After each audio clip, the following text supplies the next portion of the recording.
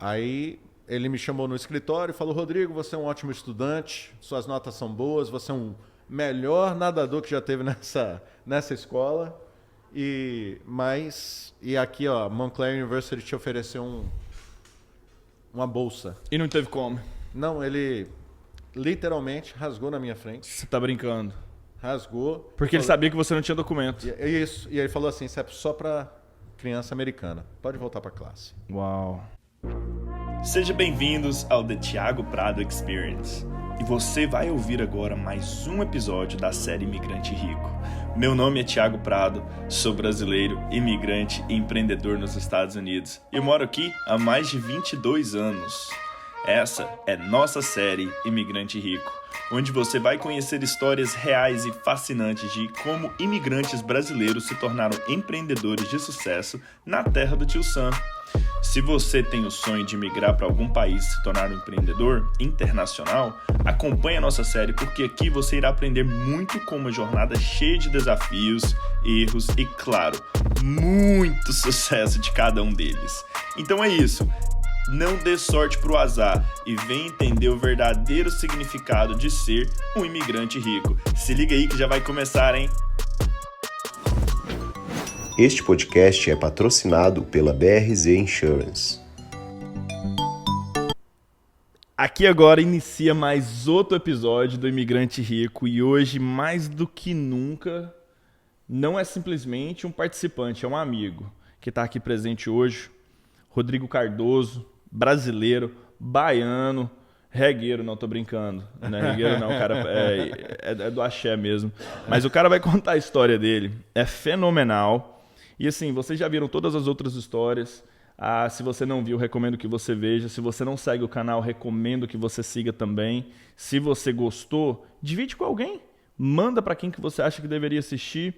E se você não gostou ou acha que tem como melhorar, manda o feedback. É super importante. Eu adoro escutar de vocês a participação. Respondo os e-mails, respondo as mensagens. É muito gostoso. E hoje a gente vai contar a história desse baiano. É um cara muito interessante, estudamos juntos, crescemos juntos, desenvolvemos juntos, mas eu acho que eu não vou fazer um bom trabalho contando a história dele. Então, para isso que eu trouxe ele aqui mesmo, para contar a sua própria história. Bem-vindo, Rodrigão. Valeu, Thiago. Pô, cara, muito bom ter você aqui comigo hoje. Pô, cara, só assim que a gente pode se ver, né? A gente já tentou marcar algumas vezes, né? Várias vezes. Mas depois, aquilo, né? Na escola a gente se via todo dia. Tinha muito tempo. Até no verão. Aí, Thiago, tem um trabalho. Vamos trabalhar? Vamos embora trabalhar. A gente vai contar isso depois. Tá pulando, ele tá pulando aí, hein? Ó, de limpar a base do exército a me colocar pra dentro na balada, porque eu era de menor e ele não, ele era segurança. Tem muita história. Fica ligado aí que você vai curtir. Rodrigo. Pô, cara, obrigado por tirar essa noite pra estar aqui com a gente. Um prazer de estar aqui. Toda vez que você fala sim pra alguma coisa, você fala não pra outra, né? É verdade. Então, o Rodrigo é pai, cristão, marido, 2 filhas, a Liliana e a Sara, e hoje você tirou o tempo da sua família pra conversar com a gente. Exatamente. E eu tenho certeza que todo mundo vai ser muito grato, porque a sua história é uma história de inspiração. Cara, como é que um baiano sai da Bahia, daquele lugar quente, oxente, e decide parar lá em Brick City, em Newark, aos 16 anos de idade? De onde que surgiu? Então, a minha irmã mais velha, ela em 94 ou 95 veio fazer um intercâmbio.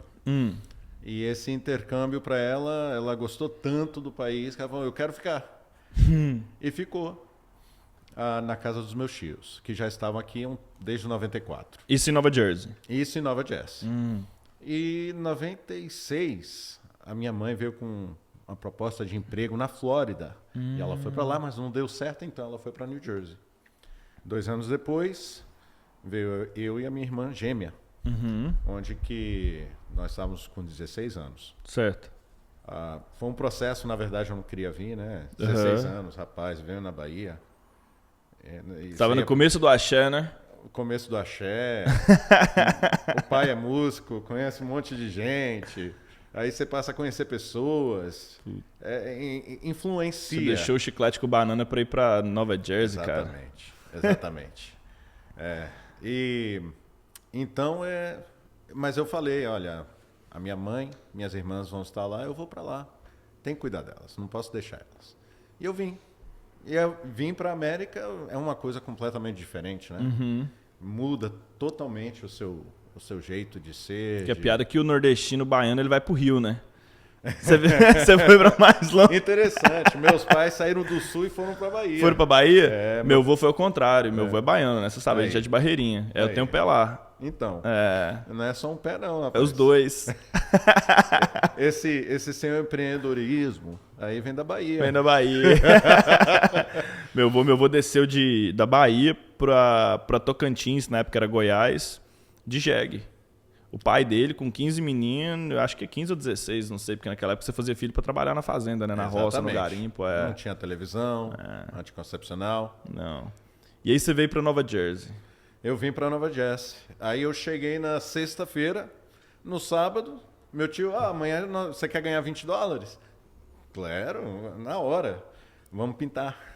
Foi pintar um escritório de advocacia em Newark. Então, sua primeira experiência já foi na pintura? Já foi na pintura. Tá explicado que por isso que você tá onde você tá hoje. Exatamente. Full circle, a gente vai chegar lá. Exatamente. Então, aos 16 anos, fiz meus primeiros $20. E meu tio foi me ensinando um pouco como pintar. Pouco a pouco a gente fazia um trabalho aqui e outro lá, mas estudando, né? Tirando notas boas. E você foi pra high school? Fui pra high school. E naquela época você estudava? Rapaz, eu estudava. Rodrigo, conta pra gente. E aí você tava fazendo natação? Isso, aí eu fiz natação. Tinha natação, a natação foi muito legal. Porque desde o Brasil eu já nadava. E quando eu cheguei aqui, num colégio que não era muito bom de natação, eu fui o melhor nadador da escola. Você foi o Joel J do lugar? Rapaz. Então foi bom, eu tive até uma boa experiência concernente a isso, mas infelizmente na época, né, natação, 3 anos de high school, falar a verdade, eu até pulei o junior year, fui pro senior year, né?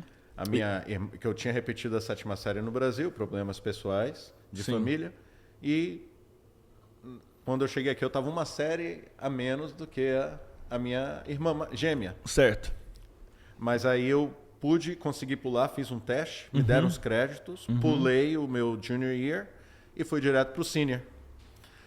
E a gente graduou juntos, que foi do ano de 2000. Você conseguiu voltar ainda, hein? Começou atrasado no segundo tempo, mas empatou e fechou. Empatou e fechou.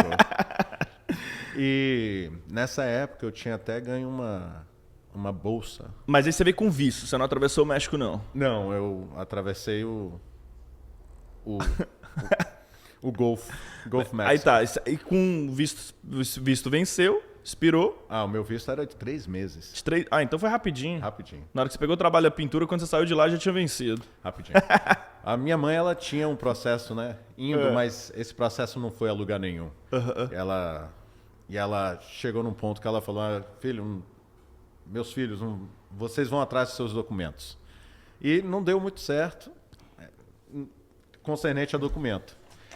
Cara, por causa disso atrasou até, eu penso, né? Atrasou não, mas preparou para não ir para a escola no momento, logo depois do high school. E aí, deixa eu te falar aqui, você terminou high school, você ganhou a bolsa de natação e você não pôde ir por causa dos documentos, cara?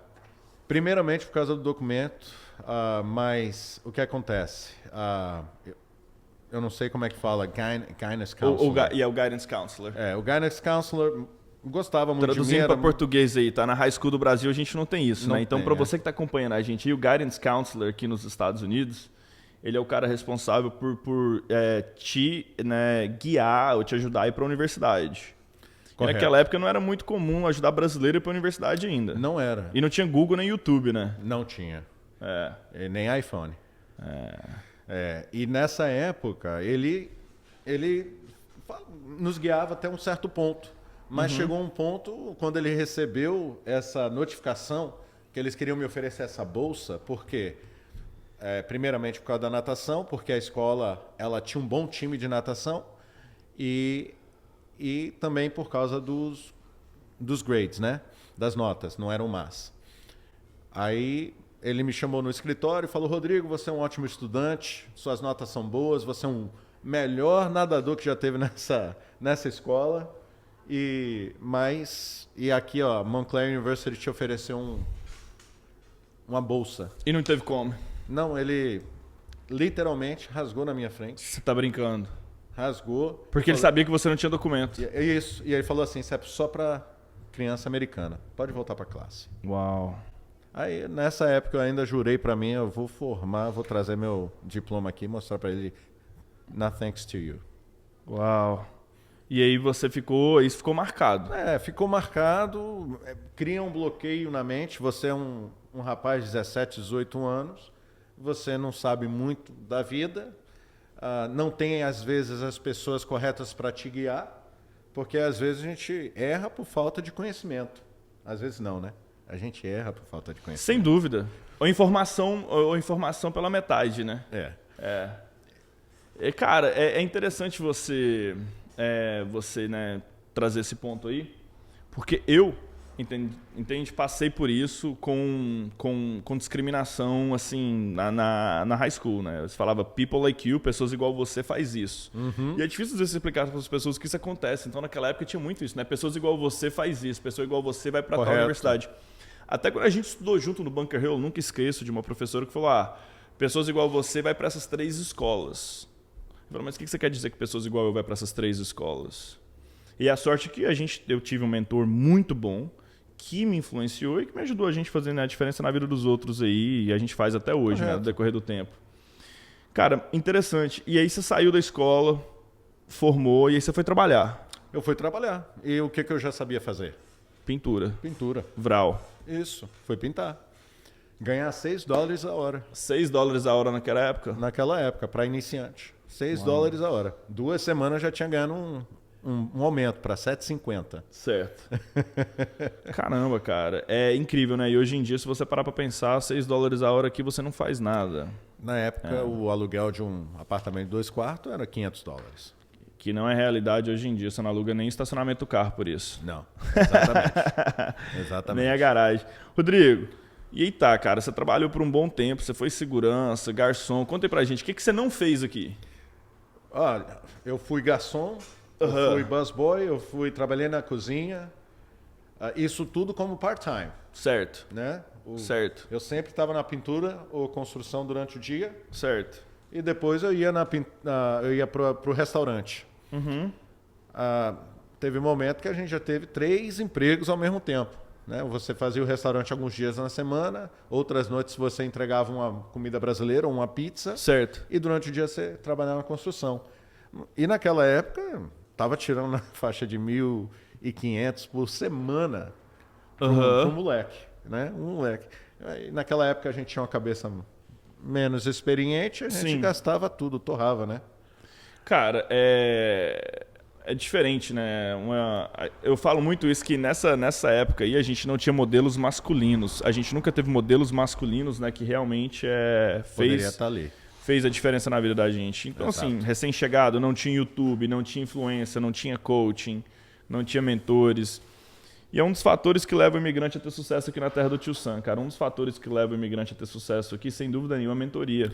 É como esse podcast. Esse podcast faz isso. Sim. Dá uma mentoria para um povo que está chegando. Ou que já está aqui também, cara. Que já está aqui também. A gente vai falar estacionado. Porque você é diferente. A gente fala de riqueza nesse podcast, mas a gente fala de riqueza de uma forma diferenciada. Não, né? E a gente vai chegar nesse ponto aí no final. A gente sempre encerra nesse tópico. Mas a gente tá pulando aqui de novo. Vamos voltar. Aí tá, você trabalhou e tal. E a gente se encontrou na balada, você era segurança, ainda bem que você me colocava pra dentro, não pra fora. Por isso que você tá aqui hoje, hein? E até que a gente se encontrou de novo, os nossos caminhos se cruzaram na universidade. Correto. Escola técnica. Isso. A gente começou na escola técnica. Seria a escola técnica, né? É o equivalente, né? Equivalente. A gente fez 2 anos na escola técnica e transferiu para a universidade. Isso. É um projeto de lei. Hoje a gente está aqui em junho de 2022. A deputada lá em São Paulo, Tabata Amaral, está introduzindo esse mesmo projeto de lei que você pode usar essas matérias de escolas técnicas para terminar a sua universidade. Não existe no Brasil ainda. Ainda não, né? E você pode usar as matérias da universidade para pegar um diploma técnico também. Excelente. Completa só algumas matérias e pronto. Correto. Então foi isso que a gente fez naquela época. Você estudava administração, você foi para uma universidade, eu fui para outra. E eu não lembro bem, cara, foi mais ou menos aí que a sua vida começou a mudar, né? Correto. Quando que foi aquele turning point? Quando que você decidiu voltar a estudar? Porque você é um pouquinho mais velho do que eu. Isso. Mas a gente vai falar de idade aqui não, mas tá. Um turning point foi ter a pessoa certa na minha vida. Certo. Tá? Porque, por exemplo, eu naquela época, hoje, eu sou cristão. Sim. Né? Eu tinha convertido, comecei a ler muito a Bíblia Deus. E fui direcionando a minha vida de acordo com a palavra de Deus. Mas eu não via eu voltar para a faculdade. Mas eu casei. E uma mulher maravilhosa, né? Ela falou, Rodrigo, você precisa estudar. Certo. Eu tive outras pessoas ela te deu também. ultimate. Ela deu um ultimate. E outra pessoa também, que foi muito marcante na minha vida, falou, Rodrigo, você precisa estudar. Certo. E eu comecei devagar. Eu peguei 2 classes num semestre. 2 matérias. Duas matérias no semestre. Trabalhando, pagando conta, estudando à noite, lá na Virgínia. E depois nós mudamos, porque a minha esposa estava terminando a faculdade. Você conheceu ela lá ou aqui? Não, eu conheci ela em Nova Jersey. Interessante. Isso, eu fui visitar minha mãe, Dia das Mães. Eu morava aqui em Boston. Fui visitar a mãe lá em New Jersey. A mãe teve que trabalhar no final de semana. Eu falei, então eu vou para o evento da igreja que eu fazia parte. Certo. E lá eu a conheci. Uau. Naquele dia. E a Deus gente faz as coisas de forma mágica, né? Exatamente. E Aí vocês conectaram e tal. conectamos. E na verdade eu estava até orando. Eu não quero focalizar na vida sentimental. Eu vou focalizar agora na vida espiritual e profissional. Porque eu estava chegando a uma certa idade. Sim. Que eu já tinha que estar organizando as coisas. Certo. Mas o Senhor colocou ela, Deus colocou ela na minha vida, né? Sim. Como um presente. Sim. E a partir dali, um ano depois, a gente casou. Certo. Um ano e pouquinho depois. E eu mudei para Virgínia, porque ela estava fazendo o último ano da faculdade. Nesse meio termo, eu estava pintando, entregando flores e estudando à noite. Lá em Virgínia. Lá na Virgínia. Imigrante mesmo. Imigrante. Vida de imigrante. Vida de imigrante. Vral. E essa esposa fazia o quê? Namorada na época, né? Ela fazia o quê? Não, ela lá na Virgínia já estávamos casados. Já tinha casado? A gente casou 1 ano de conhecer. Uau. E ela... Deu bobeira não, hein? Não. E ela estava estudando, ela não estava fazendo dinheiro, ela estava estudando, fazendo medicina. Sim. Último ano de medicina. Sim.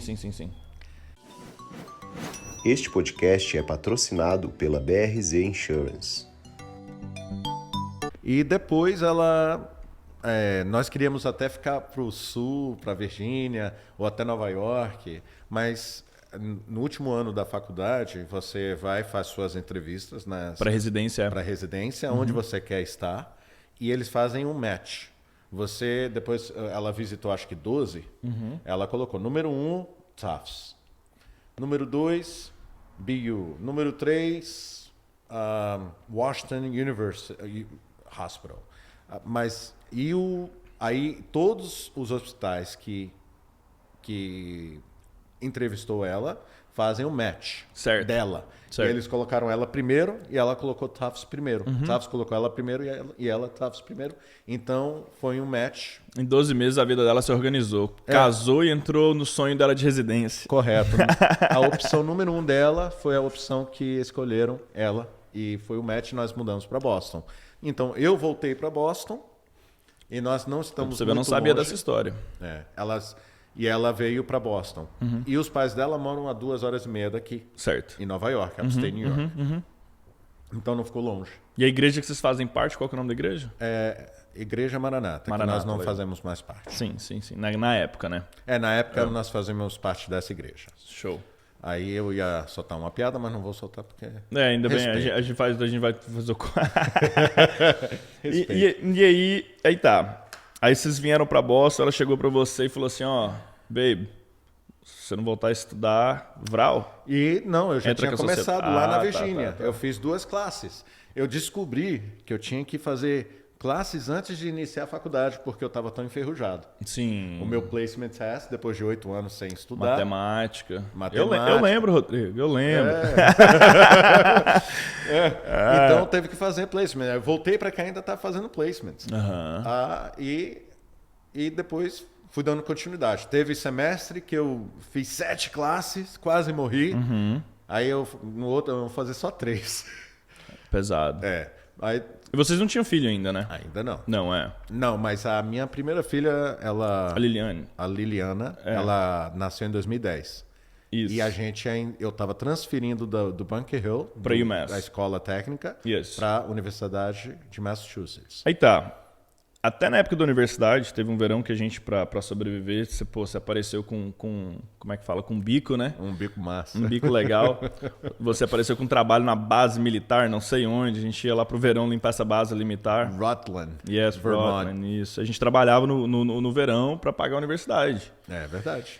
E aí, cara, você fazendo administração, você saiu da universidade, você foi pra UMass Lowell, já tinha uma filha, aí você atingiu o sonho americano. Bum, comprou sua primeira casa, Correto. certo? E onde você comprou sua primeira casa? Em Chelsea, Mass. Legal, cara. E na época ninguém queria ir pra Chelsea, né? Não, na época Não era legal, não. Não era legal. Não, eu olhei casa em Revere, Malden. Mas Tinha era uma- pertinho do hospital também da Tufts, né? Excelente para Camille, para Boston. Sim. Excelente. Sua esposa chegava no trabalho dela e na residência em menos de meia hora. E eu trabalhava em Cambridge. Estudava no Bunker Hill. Sim, então era tudo O mortgage na época, porque ninguém estava comprando casa em 2010. certo. Aí entrou uma ajuda do governo. Você lembra qual? Não. Era o do Obama. Se você é first time buyers, se você está comprando a sua primeira casa, e ele estava dando $8 mil de crédito no imposto. Bom demais, hein? Então, a gente pôde comprar a casa sem down payment Uau. na época, porque poucas pessoas estavam comprando, então havia muitos programas. E a gente pôde... O financiamento, o mortgage dela, foi mais barato do que o nosso aluguel de um apartamento de um quarto. Ah, sem dúvida. Sem dúvida. Eu lembro. É. Não, ótimo, cara. E aí tá. Comprou a casa, foi pro próximo passo, veio a primeira filha, transferiu para UMass Lowell, residência foi chegando no final. Agora ela já virou pediatra, né? Isso. Foi pediatria? É pediatria. Pediatria. Correto. E aí ela chegou e falou: e agora, Rodrigo? Agora, qual que é o próximo passo? Então, ela foi promovida, né? Ela fez 5 anos de residência. Correto. Ela fez 3 anos e 2 de especialização. E nessa época, se eu falar aqui o salário dela, vocês vão rir. Não, mas aí você fala, porque todo mundo pensa que médico ganha dinheiro, né? 37 mil ao ano, trabalhando 120 horas por Uau. semana. Ela fazia 48 horas direto, trabalhando, Aham. sem voltar para casa. E a gente já tinha uma bebê depois, a gente criou até um bond muito gostoso, né? E ela se culpava, eu trabalho tanto, gostaria de ficar mais com a filhinha, que é normal, mas na verdade todo esse processo Deus supriu tudo nessa parte emocional, até na financeira. Certo. E ela superou até isso, e o bond que ela tem com as minhas filhas é muito maior do que eu tenho. Que era babá, né? Rapaz, Porque, pô, pra residência é punk. é punk. E E 37 na mil... Tufts ainda, meu? Uau. E eu estudando full time, fazendo uns bicos ali aqui para ajudar e pagar as contas. Certo. Aí depois ela foi promovida e achei que ela ia ganhar muito mais do que ela estava ganhando. Não, ela foi ganhar um salário que você pensa, médico ganha só isso?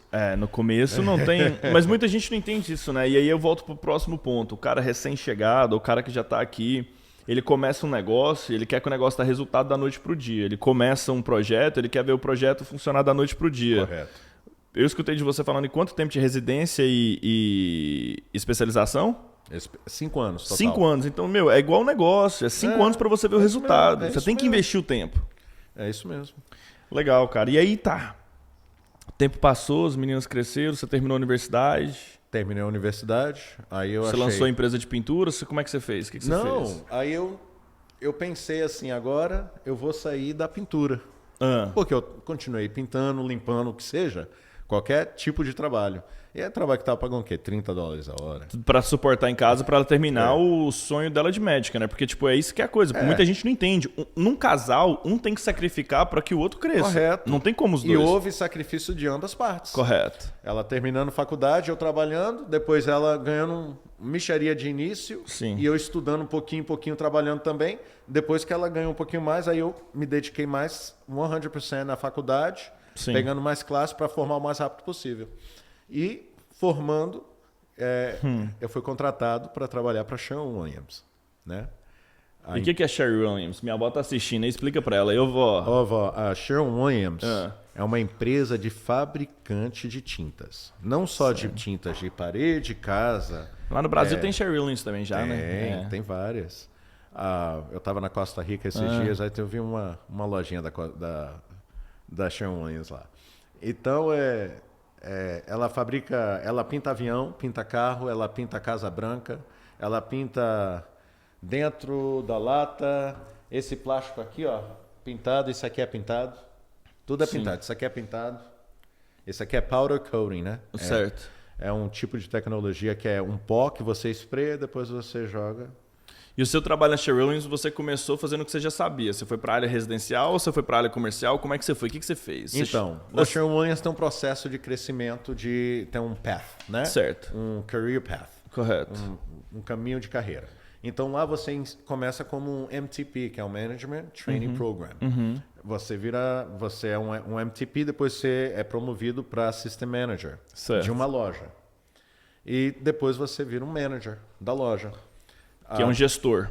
Que seria o gestor, o gerente da loja. Certo. Isso tudo, essas posições, tem um salário e tem comissão. Certo. Entendeu? Incentivo ali. Incentivo, existe um incentivo. Então, pelo fato de eu ter um background da pintura... Então aquele trabalhinho dos $20 lá que seu tio ajudou? É isso mesmo.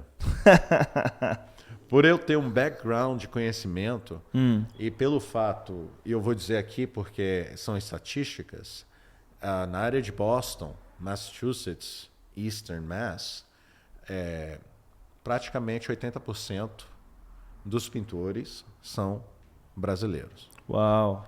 Então, havia um mercado a ser tomado. Eu, quando era pintor, eu ia na Sherwin-Williams, eu não me sentia muito bem. Eu ia no competidor, eu me sentia melhor. Por que isso? Forma de tratamento. Cultura, então tinha uma barreira cultural. Havia uma barreira cultural grandíssima. Uau, isso antes de você chegar. Isso antes, quando eu era pintor. Certo. Quando eu era pintor. Mas isso, claro, a empresa ela vai crescendo, vai entendendo e vai transformando. Ela vai se adaptando. Vai se adaptando. Então, hoje eu sou parte do chair de multicultural events e grupos. Então, você faz parte da diretoria cultural de eventos da empresa. Correto. Show. Então, existem muita coisa, nós aprendemos e reformulamos. Certo. Até a forma de venda. Então, para se adaptar para a cultura do pintor brasileiro, que é 80% dos caras. Correto. É muita tinta, irmão. É muita tinta. Vocês pintam o set mesmo. Olha, e existem colegas que são americanos, que não falam português e têm muito sucesso em vendas, certo. Até com os brasileiros. Porque às vezes não é só a língua a barreira. A barreira é a sua vontade de ajudar. Correto. É cultural. É cultural. Se você é um vendedor, seja o que for, você tem uma vontade de ajudar aquela pessoa a quem que você tem... você quer vender o seu produto, mas você quer ajudar a pessoa antes da venda, isso transforma. A venda já não é mais um empecilho, né? Cara, o que você está falando aí, eu prego bastante para minha equipe. Porque tinta, lógico, você vai tentar me explicar que a sua tinta tem uma química especializada e tal, mas tem esses concorrentes. Da mesma forma que um dos nossos patrocinadores, a BRZ, que faz esse programa acontecer aqui, a gente tem várias outras empresas de seguros, entendeu? Que encaixa, corretoras. Mas o diferencial no final do dia é o que você está falando aí, é encaixar dentro da necessidade do seu cliente, é você ter a compaixão, paciência, aquela vontade intrínseca mesmo de fazer a diferença na vida da pessoa, porque a consequência financeira ela vem depois disso. Correto. Então, quando você ajuda alguém, por exemplo, eu tive um mortgage broker. Certo. Ele me manda sempre uma mensagem: oh, feliz aniversário, feliz Natal. Todo ano, todo feriado tem uma mensagem, um text message, um e-mail. E o processo que foi feito conosco e ele foi ótimo, não teve nenhum empecilho. Né? Então, mas ele está se mantendo ali presente. Porque eu posso, daqui a 10 anos, vamos dizer, comprar uma outra casa. Sim, foi o que você fez, né? Quando as meninas cresceram, você saiu de Chelsea, você foi para onde? Eu fui para Dunstable. E onde que é isso, moço? Pois é. O pessoal da onde região... Onde que Judas perdeu as botas e escondeu as meias? É na mesa de Dan. Dunstable. Dunstable. Legal, cara. Então Dunstable é uma cidade de fazenda, perto de Boston, não está longe. E foi um lugar onde nós encontramos escolas excelentes para as crianças. Foi um dos fatores que você procurou. O fator principal era localização, escola e benefício. Entendi. Benefício para a família. E aí você beneficiou que aquela casa que você comprou naquela região que ninguém queria, quando agora eu comprei era... sem dinheiro, sem entrada, e valorizou. Nós refinanciamos, tiramos o dinheiro, reformamos os banheiros, a cozinha, o chão, o telhado. Fizemos com pouco dinheiro, por causa dos contatos. Não tanto, se eu falasse que eu gastei $15 mil, foi muito. Sim, cara. E vendemos com mais do que o dobro do preço. Que bênção, cara. E esse aqui, gente, essa história que a gente está trazendo aqui hoje, você pode ver que ela é um pouco diferente das outras que você escutou, onde que você viu empreendedorismo, correu risco, criou seu negócio. Tem várias formas de você atingir o seu sonho americano. E o sonho do Rodrigo, que eu considero um imigrante rico, a gente vai entrar nessa pauta aqui agora, a riqueza dele, né, como que ele define, é algo diferente, algo especial. Rodrigo, a gente sempre chega nesse ponto do podcast, a gente reflete muito na riqueza, foi o que a gente conversou mais cedo. Quando a gente traduz, literalmente, colocando a tradução de rich para português. Rico, né? E wealth. Riqueza. E todas as duas coisas em português estão vinculado a dinheiro, né? Ao seu status. A gente é uma nação com uma riqueza nova, então você sempre está enfatizando que você tem uma condição melhor do que os outros. Mas quando você pensa em wealth, não em riqueza, em wealth aqui nos Estados Unidos, você se considera um imigrante rico? Sim. Que define riqueza para quem está acompanhando a gente aí? Eu vou definir riqueza. Lá na Amazônia, existem tribos que vivem em suas tendas, né? Em seus... Lembrar agora o nome português difícil. Muitas pessoas do lado de fora podem dizer que poderíamos ali o governo chegar e construir umas casas. E, né, elétrico doméstico, eletricidade, água corrente. Mas, na verdade, eles são ricos. Certo. Eles têm a riqueza, eles não faltam nada. Quando chove, eles têm um teto. A família cresce, eles têm a caça, eles têm um sistema, certo, e vivem daquele modo. Mas para outras pessoas do lado de fora, às vezes, porque riqueza significa outra coisa, certo, eles enxergam isso como pobreza. Então, eu até digo, como você está comentando sobre sua avó que tem a 5ª série. Certo, mais cedo aqui no... Mais cedo. A gente estava brincando aqui Ela é milionária? nos bastidores. Ela é milionária?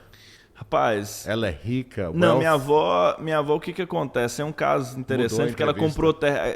Se for entrar nesse detalhe, minha avó é daquelas que comprou terra naquela época de Goiás, que o trem dá valorizada. Então a velhinha tá bem. A única coisa errada foi que ela não vendeu táxi quando eu falei, entendeu? Ela deixou o Uber estragar a placa e a cota dela, mas ela se arrepende, sei lá. Mas... Ela fala, meu filho, tinha que ter escutado quando você me avisou que o Uber chegou em Boston. Mas ela tá bem, então. Tá bem. Tá bem. Né? Mas a 5ª série dela não impediu ela. Não. Entendeu? Ela tem de margem de lucro melhor do que muita gente que foi pra faculdade, filho. Então, o meu tio... Só não me vendeu até hoje porque não tem preço mesmo, senão eu tinha trocado em boi. O meu tio tem um negócio lá na Bahia, eu chamo de tio, mas ele é padrinho da minha irmã gêmea. mas a gente cresceu junto. Ele está muito bem estabilizado. E ele vê assim, olha, eu tento contratar esses meninos de faculdade, eles erram muito nas entrevistas, né? Como você está dizendo, muita gente não sabe o que é margem. Sim, as coisas mais básicas. A gente está falando de riqueza, cara. Eu vejo, e o motivo que eu convidei você para participar do podcast, agradeço você ter tirado seu tempo para estar aqui com a gente. A riqueza do Rodrigo Cardoso, para você que está nos acompanhando, é a qualidade de vida que ele consegue dar para as 2 filhas dele, a educação que ele consegue dar para elas, o apoio que ele deu para a esposa se tornar médica, não só médica, mas médica de uma das melhores faculdades de medicina do mundo. Exatamente. Não só do país, tá? Porque está entre as top 100 do mundo em pesquisas. E, sem dúvida nenhuma, cara, a segurança, a base, a fundação. E isso é o que a gente consegue ter aqui nos Estados Unidos. Isso é riqueza. É uma riqueza que você não tem que preocupar que as suas filhas vão ser roubadas de noite, que a gente vai ser bombardeado. Exatamente. E essa mensagem que eu quero deixar aqui hoje, entendeu? Que riqueza não é simplesmente quanto que você tem na sua conta de banco. Não é o jato privado, não é quem que você convida que é importante para estar na sua casa. Lógico, tudo isso é excesso, né, de riqueza. Mas não é o propósito do podcast, não é a ideia do podcast. E se você gostou da história do Rodrigo, você quer conhecer mais, ele é um executivo hoje na Sherwin-Williams. Ele é, né, você está desenvolvendo líderes na Sherwin-Williams, então curte esse vídeo, segue ele, entre em contato que ele vai te falar como que você pode seguir sua carreira, porque empreendedorismo também não é para todo mundo. Da mesma forma que eu falo que universidade não foi feito para todos, né, Rodrigo? Exatamente. Nem todo mundo deve fazer universidade, cara. Não. Tem escola técnica para isso. Tem escola técnica e tem livros, Sim. tem Google.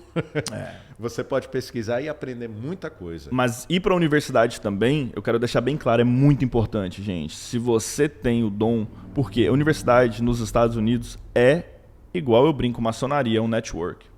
Então, eu quero chegar aqui agora nesse resumo final, quero te agradecer por ter participado, ter dividido a sua história com a gente.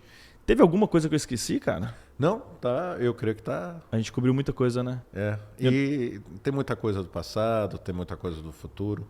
O futuro... E o que você está planejando? O que você está cozinhando? Qual que é os próximos planos para o Cardoso? Olha, tem alguns negócios que nós estamos fazendo. Um que nós já investimos, estamos pagando bastante, mas tem um retorno de 5 anos, muito bom. E eu estou, na verdade, pensando em algum empreendedorismo aí no futuro. Legal, cara. Mas aí eu converso contigo. Isso aí, off. A gente tem muita coisa legal para discutir. Gente, então você viu que não tem receita, tá? Você já escutou, cada história uma é diferente da outra. Um é empreendedor, o outro é casado com uma médica que é executivo e está desenvolvendo novos líderes. E essa é a essência. Esses coaches que te vendem aí a fórmula certa de chegar nos resultados final da sua vida, cara, igual você já viu em todos os podcasts, não tem essa.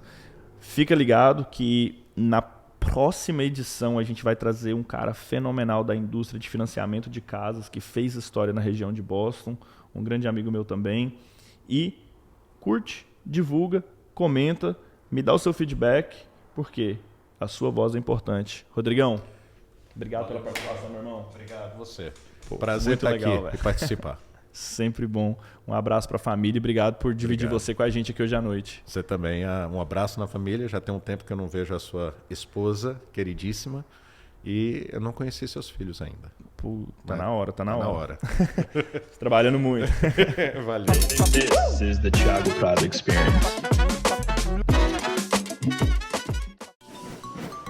Este podcast é patrocinado pela BRZ Insurance.